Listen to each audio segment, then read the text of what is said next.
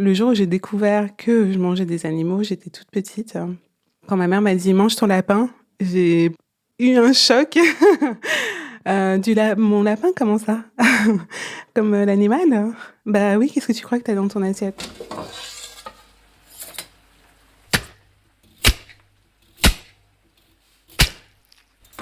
Pour remplir nos assiettes, chaque année, plus de 1050 milliards d'animaux sont abattus. En France, c'est donc environ 3 millions d'animaux qu'on tue chaque jour pour les manger. Et ça risque pas d'aller en s'arrangeant, puisque d'après différents rapports, entre la démographie galopante et la consommation de viande qui ne cesse de croître, la production mondiale de viande devrait augmenter de 75% d'ici à 2050 pour satisfaire les presque 10 milliards d'humains qui peupleront alors la Terre. On s'est dit que c'était un chiffre assez conséquent pour qu'on se pose des questions sur cette industrie et sur les raisons qui nous poussent à minimiser le fait qu'on tue les animaux pour les manger.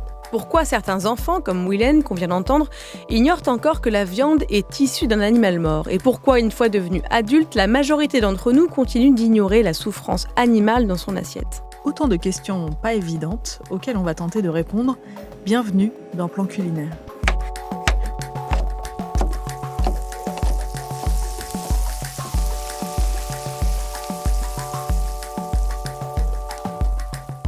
Je suis Mélissa Bounois. Et je suis Nora Boisouni.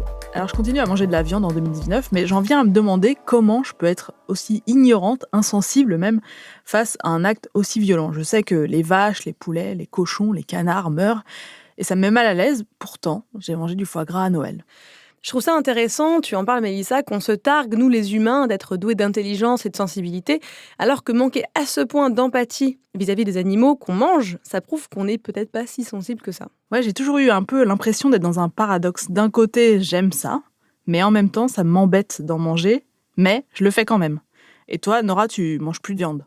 Oui, quand on s'est rencontrés, toi et moi, j'avais déjà arrêté de manger des mammifères. À 10-11 ans, du jour au lendemain, j'ai annoncé à mes parents, à l'époque très très viandard, que je mangerais plus de cochon, ni de bœuf, ni d'agneau. Mais à l'époque, c'était moins une réflexion éthique ou philosophique qu'une angoisse sanitaire et un choc visuel. C'était la crise de la vache folle en France. Ça m'a fait flipper. J'étais traumatisée par tous ces cadavres de vaches au JT de 20h. Deuxième reportage ce soir, la crise de la vache folle. Des milliers de bovins développent une étrange maladie qui les fait trembler. Vous en êtes encore sans doute à vous demander si oui ou non on peut manger de la viande. Le 20 mars 1996, la crise de la vache folle éclate en Grande-Bretagne. Cette image fera le tour du monde et suscitera la psychose. Mais si c'était des cadavres de vaches, pourquoi tu as arrêté le cochon et l'agneau et pas le poulet, par exemple? Eh bien parce que je ressentais beaucoup plus d'empathie pour les mammifères que pour les ovipares, qu'atypique d'anthropomorphisme, j'avoue, je me sentais plus proche des vaches que des poulets. En fait, j'ai mis plus de temps à arrêter les animaux qui ont des plumes. C'était quand je faisais des recherches pour mon livre Féminisme. J'ai lu plein de choses qui m'ont beaucoup fait réfléchir et au fur et à mesure, le poulet, la dinde, le canard, tout ça, ça m'a dégoûté. Ces images de cadavres de vaches dont tu parlais, j'ai dû les voir aussi pendant la crise de la vache folle, mais je ne les ai jamais complètement associées à mon steak. J'arrive même pas à me rappeler s'il y a eu un jour où je me suis dit « c'est un animal dans mon assiette ». Mais Willen, qu'on entendait au début, elle s'en souvient et ça a été le déclic. Le moment où ma mère m'a dit: «Mange ton lapin», c'est vraiment le moment où j'ai compris que j'avais un animal, mort dans mon assiette. Et ça a vraiment été un énorme choc. Les lapins, en plus, c'est vraiment adorable. Et il se trouve que c'est tombé sur cet animal-là. Mais les lapins, c'est vraiment quelque chose enfin, c'est vraiment des animaux avec lesquels on peut s'amuser, qui sont mignons, tout ça. Et là, de se dire qu'on peut les dépecer, les cuire et les mettre dans notre assiette, choc total, quoi. Oui, c'est vrai, c'est très mignon les lapins. Quand j'étais petite, j'adorais les nourrir chez mes grands-parents qui avaient une petite ferme dans les Côtes d'Armor. Mais contrairement à Willen, à l'âge de 4 ans, je savais déjà qu'ils allaient être tués, ces mignons petits lapins, puis dépecés, cuits et finir dans mon assiette. Il n'y avait aucun tabou chez moi sur le fait que la viande qu'on mangeait, avant, c'était des animaux qui avaient été vivants. Et vu qu'on mangeait de la viande ou du poisson à tous les repas, je me disais que c'était normal, qu'il n'y avait pas d'autre manière de se nourrir. Mais je me rappelle aussi que mes parents et mes grands-parents me disaient systématiquement « Mais non, ils souffrent pas » quand je commençais à poser un petit peu trop de questions. Avant d'avoir compris que c'était des animaux que je mangeais, j'avais un rapport complètement innocent, complètement naïf. Et d'ailleurs, j'ai grandi avec un chien que j'adorais, que je considérais comme un membre à part entière de ma famille. Mais après avoir compris, que c'était des animaux morts que j'avais dans mon assiette, c'était beaucoup plus triste.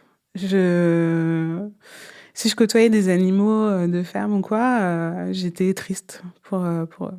Il y avait vraiment ce pincement au cœur de me dire qu'ils allaient finir dans une assiette, quoi. Cette innocence et cette naïveté dont parle Willen, c'est une forme d'ignorance joyeuse. Dès qu'elle a su la vérité, à savoir qu'elle mangeait des animaux morts, elle le dit elle-même, ça l'a rendue triste. En fait, il faut se rappeler de Platon et son allégorie de la caverne pour comprendre ce qu'il se passe dans nos têtes. On préfère rester dans l'ignorance dans la caverne pour manger notre steak tranquille, parce que la connaissance, sortir de la caverne, ça ne nous rend pas forcément plus heureuses, voire ça nous met face à nos propres contradictions.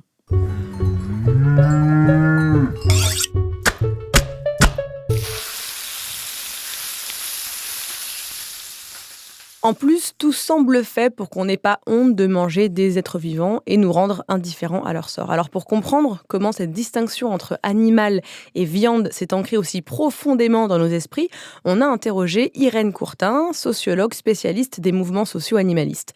Pour elle, ça commence avec le processus de transformation de l'animal en viande qui relève un peu du mystère aujourd'hui puisqu'on n'est plus très nombreux à vivre à la ferme. Un enfant, mais même un adulte qui serait d'un seul coup invité à la ferme et à qui on dirait « Ah ben on va vous faire du poulet ce midi, mais attendez, il faut encore que j'aille chercher la poule. » Et puis le fermier arriverait, et puis après avoir décapité la poule, il la plumerait en bavardant. Je pense que ça passerait quand même très mal. Donc c'est plutôt le fait de le voir qui passe mal, et puis même en le sachant de manière théorique, ça reste quelque chose d'assez abstrait.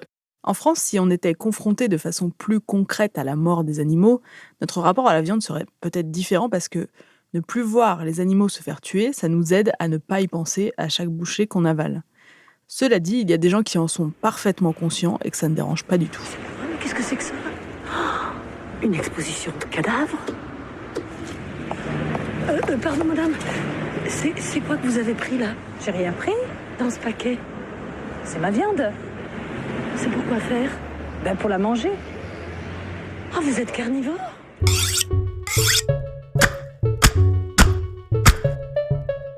Les intellectuels se sont toujours interrogés sur la condition animale. Au VIe siècle avant Jésus-Christ, Pythagore, le même qui faisait le petit théorème que l'on connaît tous et toutes, était végétarien. Il était complètement scandalisé qu'on tue des animaux pour se nourrir, notamment parce qu'il croyait en la métempsychose, c'est-à-dire qu'une âme humaine peut habiter successivement plusieurs corps, même ceux des animaux. Et Irène Courtin, la sociologue, nous a aussi parlé de Plutarque, un des plus grands penseurs de la Rome antique, qui trouvait ça moralement injustifiable et se demandait quel genre de monstre insensible on est quand on s'obstine à tuer pour se nourrir alors qu'on n'est vraiment pas obligé de le faire. Il y a chez Plutarque des textes, des descriptions qui sont davantage dans une forme d'empathie vis-à-vis des animaux, qui décrivent l'animal vivant et puis à quel point il est innocent et ne sait pas ce qui va lui arriver. Mais c'est plutôt une minorité finalement. Ce qui choque, c'est plutôt cette espèce de déferlement de violence. Et donc ce qui gêne, c'est pas tant la mort et la souffrance animale que ce que ça suppose du côté de l'humain, en fait, en termes de violence, de choses qui sont perçues comme impures, en fait. Et à l'ère chrétienne, cette question de manger ou non des animaux est un peu devenue un caillou dans la chaussure. Le clergé, le Vatican va considérer que si on considère qu'il ne faut pas consommer de viande, alors que la Bible ne le dit pas, alors que le Nouveau Testament ne le dit pas, ça serait implicitement reconnaître que finalement Jésus n'avait pas tout vu, que finalement que Dieu peut être faillible. Donc c'est ça qui est considéré comme hérétique. Et donc de ce point de vue-là, ça peut être un frein. Voilà, ça ne fait pas partie des prescriptions religieuses. Ma religion est censée avoir traité l'ensemble des questions éthiques. Là, pour le coup, on se met en situation un peu de contradiction.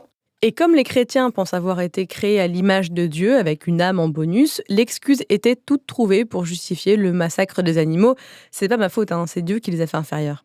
Donc pendant des siècles, on n'en parle plus trop, sauf pour marteler l'idée que les animaux sont des sortes de machines qui ne pensent pas, comme l'ont fait par exemple Descartes ou Kant.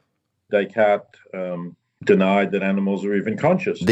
que les animaux soient conscients. Ce qui est intéressant, c'est que dans une de ses lettres, il dit que c'est une position raisonnable à adopter, parce qu'elle règle un des plus grands problèmes de la chrétienté, à savoir, comment Dieu peut-il laisser souffrir les animaux ? Car bien sûr, nous, les humains, d'après la doctrine chrétienne, avons hérité du péché originel d'Adam et Ève, ce qui explique pourquoi Dieu laisse souffrir les humains.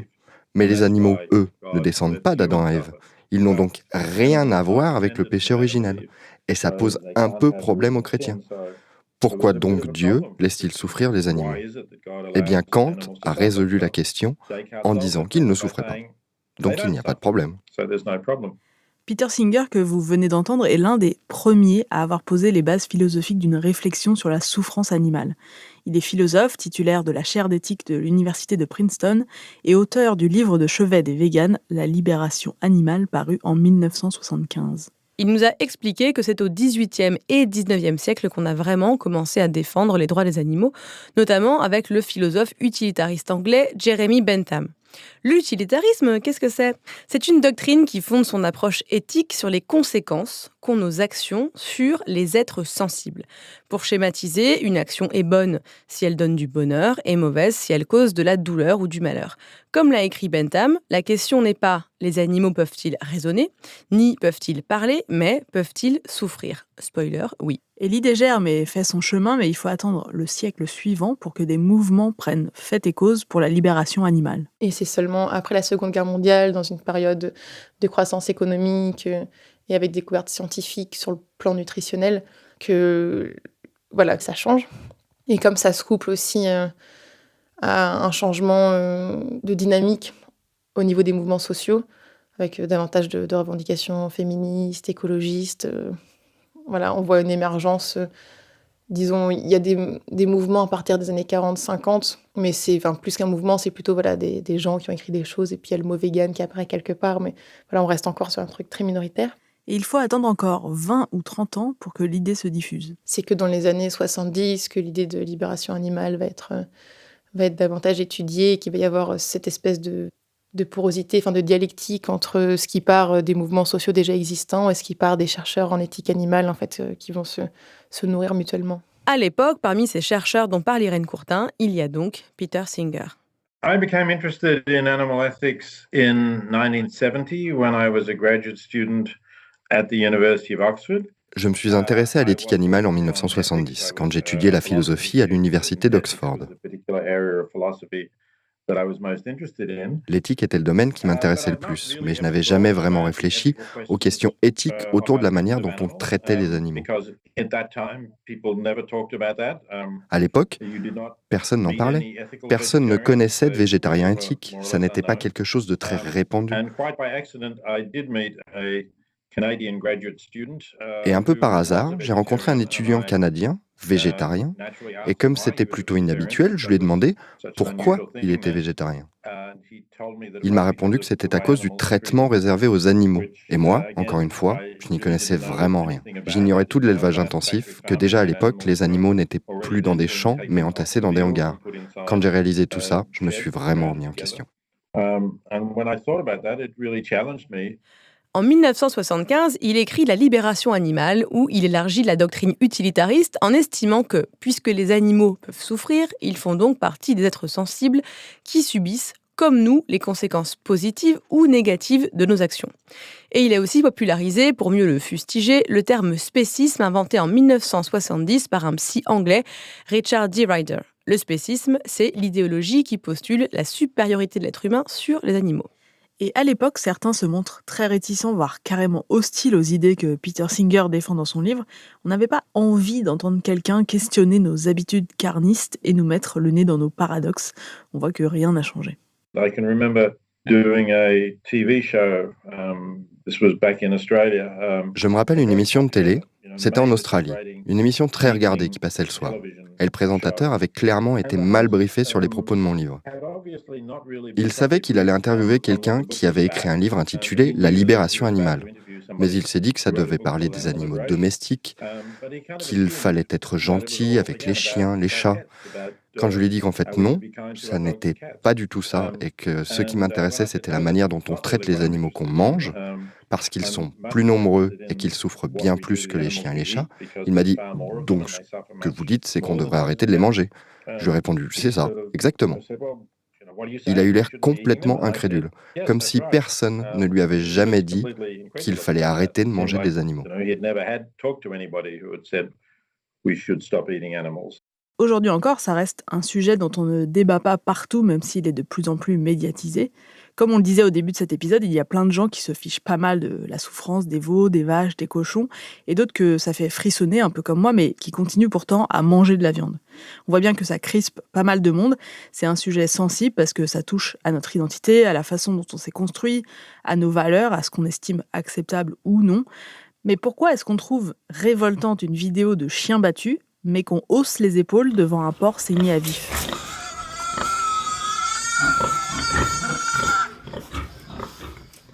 En fait, c'est dès l'enfance que tout ça se joue. D'abord avec le processus qui vise à nous maintenir le plus longtemps possible dans l'ignorance en désanimalisant la viande.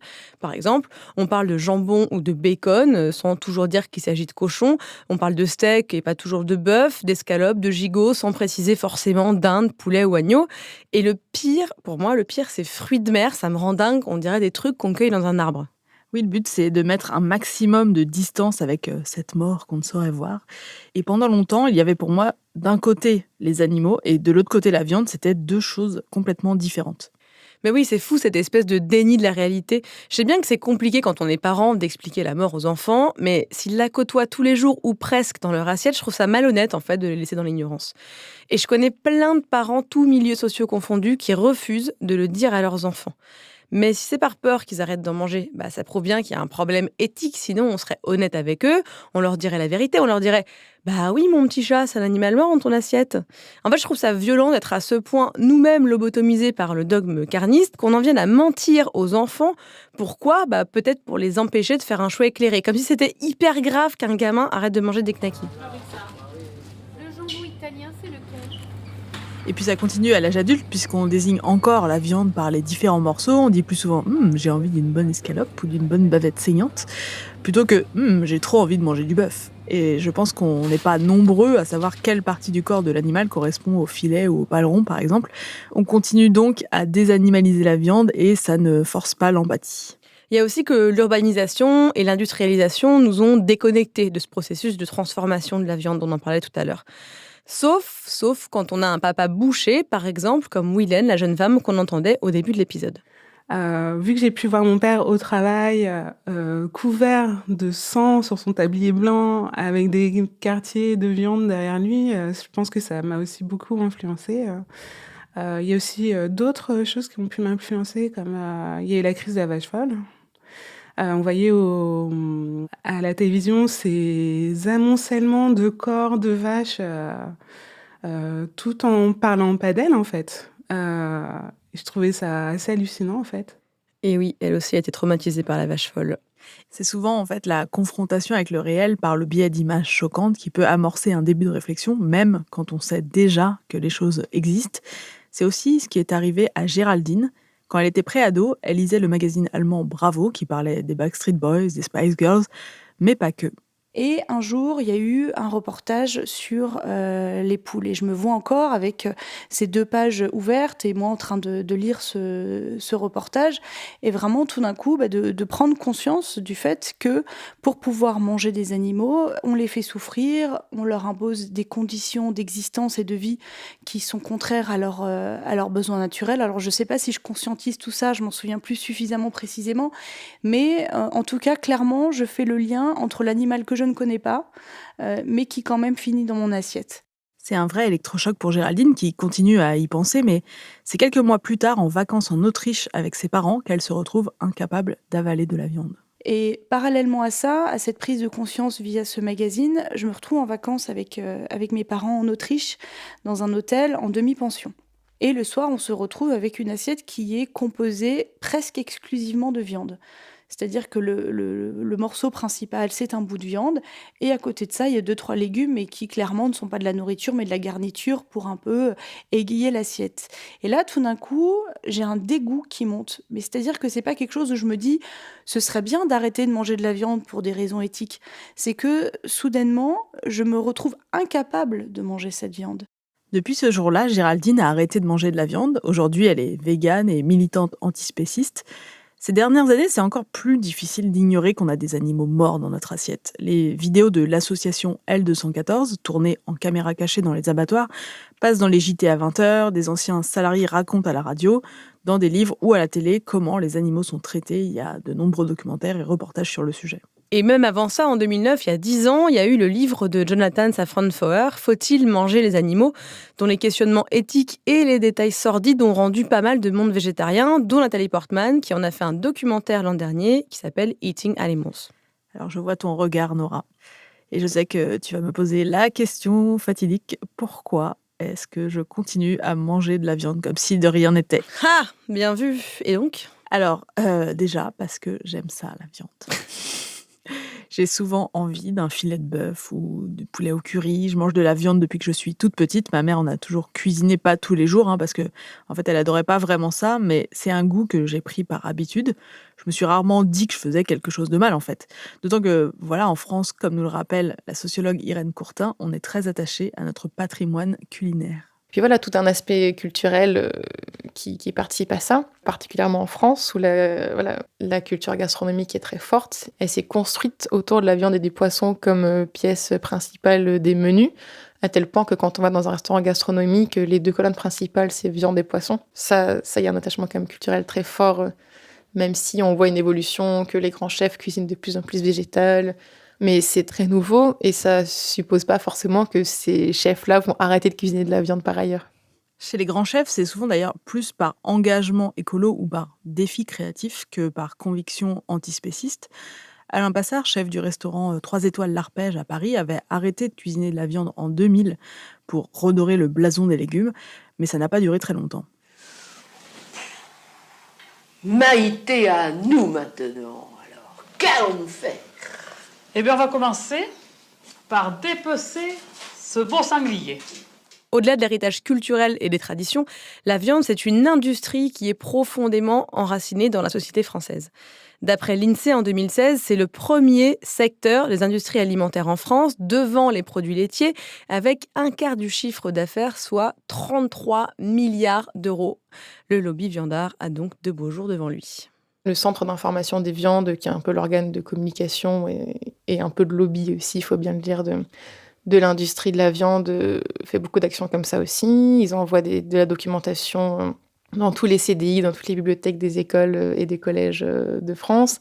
Donc c'est quand même quelque chose qui est omniprésent et qu'on retrouve dans le programme national nutritionnel Nutrition Santé, le PNNS français. Donc ça reste des échos assez forts. On pense par exemple à les fameuses publicités sur les produits laitiers, que quasiment tout le monde connaît la musique. Voilà, donc tout ça joue pour qu'on continue à consommer de la viande et des produits animaux. Les produits laitiers sont nos amis. Les produits laitiers sont nos amis. Quel bon goût de poulet. Noix de Herta, le meilleur du jambon. Nous le vrai bon goût comme on l'aime chez nous. On avait dit qu'on fera des knackis. Donc en soi, on pourrait tout à fait se dire que si on continue à manger de la viande, c'est aussi parce que les messages des industriels continuent à nous dire que la viande, c'est bon pour nous, voire indispensable pour être en bonne santé. Et ces messages matraqués rendent plus difficile de faire autrement, en fait. Ouais, je te vois essayer de te défausser. Ok, les lobbies jouent sur la tradition, sur la corde sensible de l'identité culturelle, alors qu'on sait très bien qu'on peut tout à fait, en France en tout cas, vivre sans manger d'animaux, donc sans en faire souffrir. Au fond, ce qu'ils essaient de faire, c'est étouffer la culpabilité qu'on ressent quand on dit « j'adore les animaux, mais en même temps j'adore le steak ». Bon, je schématise, mais ce conflit intérieur, ça s'appelle la dissonance cognitive. Irène Courtin, la sociologue, nous explique ce que ça veut dire. La dissonance cognitive, c'est un concept qui a été forgé par la psychologie sociale, et ça désigne les situations de conflit entre nos convictions, les références, les valeurs qu'on a, et le fait d'être confronté à une négation, à une contradiction, et de se retrouver justement aux prises entre ce qu'on pensait connaître ou ce qu'on pensait ressentir, et voilà, et la mise au jour de contradictions de notre part. Plus la contradiction est forte, plus on va se sentir mal dans cette situation-là, parce qu'on est mis finalement face à nos propres contradictions. Et ensuite, il y a différentes manières d'essayer de la résoudre. En gros, quand nos actions sont en conflit avec nos convictions, si on veut régler le problème, entre guillemets, on a 3 solutions. D'abord le déni, genre non mais tout ça c'est n'importe quoi ou ça n'existe pas. Ensuite la lâcheté ou faire l'autruche en se disant bah oui mais bon je peux pas faire autrement, c'est compliqué d'arrêter la viande. Ou enfin se remettre en question et changer la façon dont on agit. D'ailleurs Willen a elle-même fait l'expérience de la dissonance cognitive avant de devenir végétarienne puis végane. Je me souviens que je me disais très souvent, oui, mais de toute façon, voilà, on en a besoin pour la santé. On peut pas se passer de viande. Je pense que j'avais pas vraiment conscience de ce qu'étaient leurs conditions de vie. Mais je m'accrochais à l'idée que de toute façon, on devait manger de la viande pour être en bonne santé. Ça m'aidait à dissocier l'animal de la viande qui était là pour me maintenir en bonne santé. Et moi-même, j'en ai déjà regardé des vidéos de L214 et j'ai pas trop envie d'en voir d'autres. Mais pour préparer cette émission, il a bien fallu que j'en visionne et je me suis plusieurs fois caché les yeux, ça m'a un peu dégoûtée. Si je suis honnête, je reconnais cette violence, mais j'essaie de faire abstraction quand je mange, donc au final, c'est l'accepter par amour de la viande et, on peut le dire, je me voile la face. Tu es en pleine dissonance cognitive, Mélissa. Bon, maintenant, si vous avez jamais regardé ce genre de vidéo de militants véganes antispécistes, on va vous faire écouter un extrait. Si c'est trop dur pour vous, quelles que soient vos raisons, vous pouvez avancer de 30 secondes à partir de maintenant.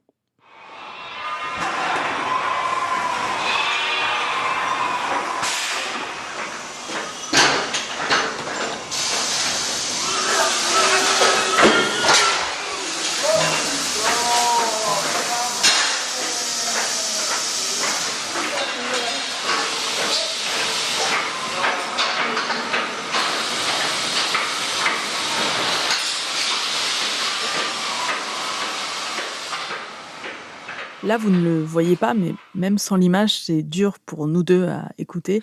En fait, c'est frappant le nombre de gens qui réagissent comme toi en disant « je sais ce qui se passe, moralement ça me pose problème, mais mon plaisir passe avant tout ».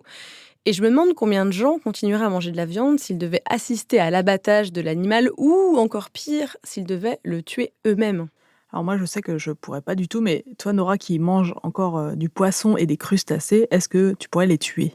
Alors, j'ai déjà pêché des poissons une fois et je t'avoue que ça m'a pas non plus rien fait de les voir s'asphyxier hors de l'eau, mais pas au point d'arrêter d'en manger encore. En revanche, au Québec, au printemps, il y a la semaine du homard et j'en ai mangé pour la première fois quand je vivais à Montréal en 2010. Ce jour-là, avec des amis, on est allé acheter des homards à la poissonnerie. J'avais qu'une hâte, c'était d'y goûter, parce qu'il paraît que c'était très bon. Mais une fois arrivé chez eux, quand il a fallu plonger le homard vivant dans l'eau bouillante, je me suis retrouvée paralysée par l'horreur de la scène. En fait, j'ai des frissons, j'aurais jamais pu le tuer moi-même. Déjà parce que j'ai très peur des animaux, donc ce truc avec des énormes pinces, ça me fait encore plus flipper qu'une araignée. Et ensuite parce qu'effectivement, tuer certains animaux, autres qu'une mouche, un moustique ou je sais pas, une fourmi, c'est pas rien. Et j'imagine que si ton poisson avait crié, ça t'aurait peut-être empêché de le manger, car on est moins touché par un merlan qui agonise en silence que par un cochon qui hurle. Peter Singer nous a en effet expliqué qu'on a créé une hiérarchie des animaux en fonction de leur capacité ou non à s'exprimer, à se signaler à nous. On se préoccupe plus du sort des poules, des cochons, que celui des poissons, parce qu'on ne les voit pas vraiment, et aussi parce qu'ils sont incapables de s'exprimer, qu'ils ne peuvent pas crier. Ils ne nous touchent pas comme on pourrait trouver mignon un poussin, un porcelet. Un poisson, personne ne trouve ça mignon. Et pourtant, on sait que la capacité à verbaliser, entre guillemets, la douleur n'est pas du tout liée au fait ou non de la ressentir, cette douleur. Depuis 1 an, par exemple, en Suisse, la loi pour la protection des animaux oblige désormais à assommer les homards, comme on le fait déjà pour d'autres animaux, avant de les ébouillanter. Parce que même s'ils ne peuvent pas l'exprimer par des sons, ils souffrent. Et en France, la loi reconnaît la souffrance animale. La preuve, l'article L214.1 du Code rural les définit bien comme des êtres sensibles. Et précise dans un autre article que toutes les précautions doivent être prises en vue d'épargner aux animaux toute excitation, douleur ou souffrance évitable pendant les opérations de déchargement, d'acheminement, d'hébergement, d'immobilisation, d'étourdissement, d'abattage ou de mise à mort. Sauf qu'à l'abattoir, ça se passe pas vraiment comme ça. Et je pense qu'il n'y a pas beaucoup de gens qui savent comment ça se passe tout court.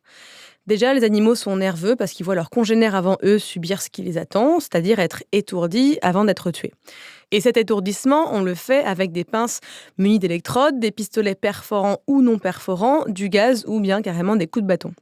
Le problème, c'est que ça marche pas toujours. Il y a 4 à 16% d'échecs pour les bœufs, par exemple, avec les pistolets perforants, et 4 à 6% avec l'électricité, selon l'Institut national de la recherche agronomique et l'Autorité européenne de sécurité des aliments. Et puis en Europe, il y a même des dérogations pour la viande cachère ou halal qui donnent le droit d'égorger les animaux sans les étourdir. Et effectivement, quand je mangeais ma viande, je pensais pas du tout aux électrodes mal placées ni aux pistolets perforants.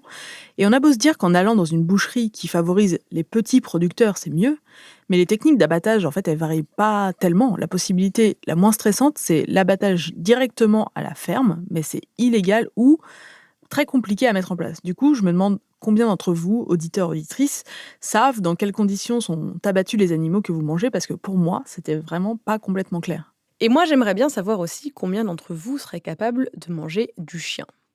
Parce que ce qui compte, c'est la douleur et non la catégorie mentale dans laquelle on a rangé ces animaux depuis des siècles.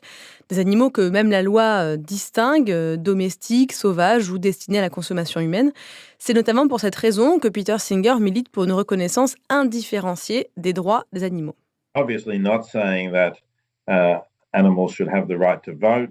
As humans should, that wouldn't make any sense. Évidemment, je ne dis pas que les animaux devraient avoir le droit de vote, comme les humains, ça n'aurait aucun sens. Je ne dis pas non plus que tuer un animal, c'est forcément aussi mal que tuer un être humain.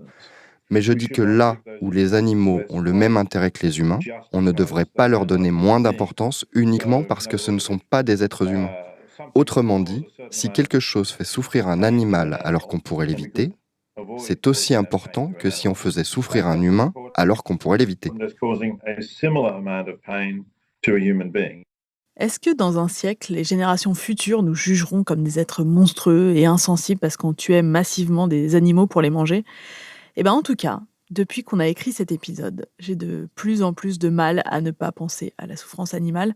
La semaine dernière, sur 12 repas, j'ai mangé que 2 fois de la viande. J'ai pensé à la fois à vous, les végétariennes de l'équipe, à votre jugement, mais aussi à la vache, et ça ne m'a pas vraiment manqué. Ah, excellente nouvelle, je suis très fière de toi, Mélissa. On espère, chère auditorice, que vous savez désormais pourquoi il a fallu attendre les années 70 pour prendre enfin conscience de la souffrance animale et pourquoi certains et certaines continuent d'ignorer sciemment la mort dans leur assiette.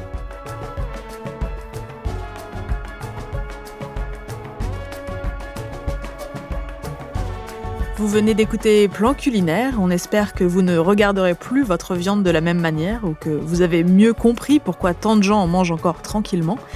Dites-nous où vous en êtes via Instagram, Facebook et Twitter, @planculinaire, @misspress, @norabz. Vous pouvez écouter Plan culinaire sur iTunes, SoundCloud, YouTube, Google Podcast et toutes vos applications de podcast préférées. On compte sur vous pour nous laisser vos commentaires, vos remarques et plein d'étoiles. Plan culinaire est un podcast de Louis Média réalisé par Jean-Baptiste Aubonnet et Léa Chevrier. La musique est de Jean Thévenin. À la production de cet épisode, Gabriel Ramin, qui a réalisé l'interview de Willen et aidé à l'écriture, et Maureen Wilson, qui a réalisé plusieurs interviews, assisté dans les recherches, le montage et l'écriture. À très vite, salut!